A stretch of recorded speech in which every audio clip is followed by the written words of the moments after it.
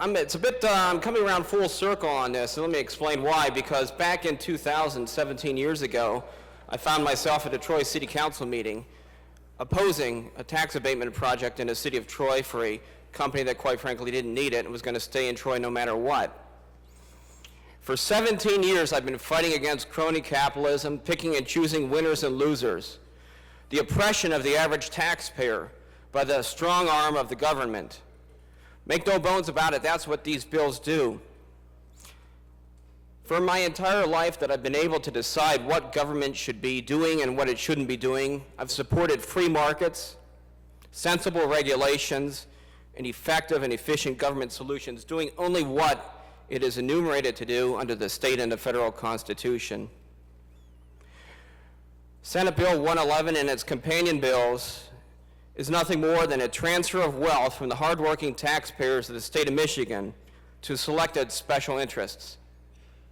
It probably makes it worse knowing that those special interests are wealthier than over 99% of the rest of the population, but that's neither here nor there. You hear about these bills will do things that could not otherwise be done. Yeah, that's true. We have never, that I'm aware of in the state of Michigan, used businesses to supplant the government receipt of tax collections. This is incredible, absolutely incredible.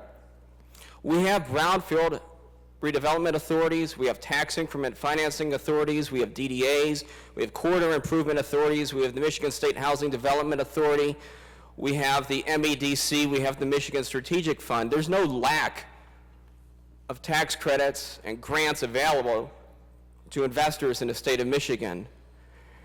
As challenging I think those are to the average taxpayer, at the very least up until today, we haven't breached the separation of duties between government and private entities.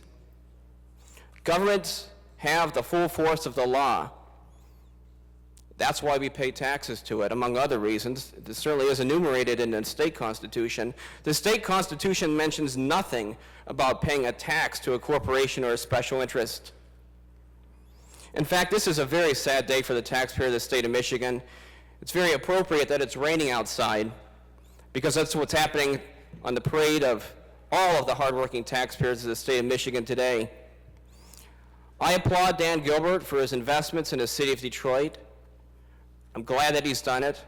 But what about the person who has no money and their contribution to the city of Detroit has been cutting lawns on vacant properties? Or the people in southwest Detroit who through thick or thin, through sweat equity, have built up that part of the city? What about the other nearly 10 million taxpayers of the state of Michigan who through nothing but hard work, dedication, and perseverance survived the great and long, deep depression that this one state had for almost over 10 years? Why should they be rewarded by taking their taxpayer dollars and handing it to a private entity for an uneconomic project? I know many of you were railing against the bailouts under the presidential administrations of the last two presidents. Well, why in the world would you support such a thing in a similar fashion here today?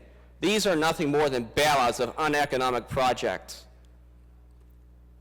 They should be voted against, and I will tell you the conservative reason to vote against it is that we don't support crony capitalism, and that happens to be the same reason why liberals and progressives should oppose this, and everybody in the middle too. Fairness and equity under the law for the average taxpayer is what we should strive for. These stand vehemently in opposition to such principles. Please vote against Senate Bill 111. Thank you.